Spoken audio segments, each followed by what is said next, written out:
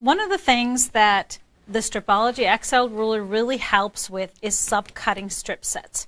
When we have strip sets that are narrower, usually I like to line up my lines on my ruler, and the reason for all of those lines on the ruler, horizontal lines, is that you can have many opportunities to line the seams up with the lines on the ruler so that when you're subcutting your strip sets, they're going to be sure to be straight and accurate every time and wasting as little fabric as possible.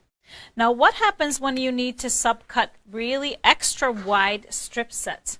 For example, this is for my Aurora pattern, which ends up with blocks like this. So the strip sets are wider than my ruler, so I cannot use it like this to subcut.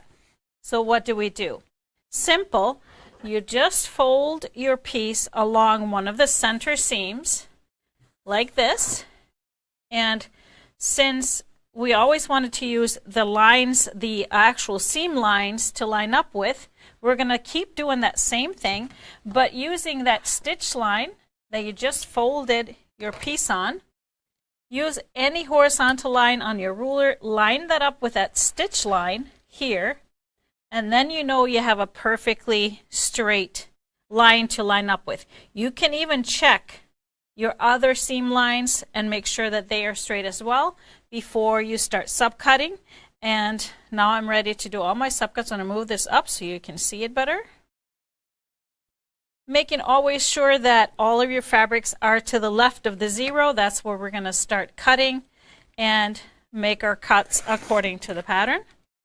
So make sure to use this technique whenever you have wide strip sets that you need to subcut, thinking you're going to have to pull out a different ruler.